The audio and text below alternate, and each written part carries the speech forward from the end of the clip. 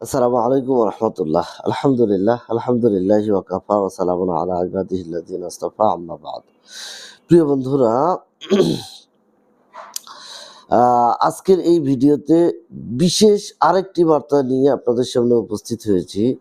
ভিডিওর বিষয়টি হচ্ছে সামাজিক বয়কটের ভয়।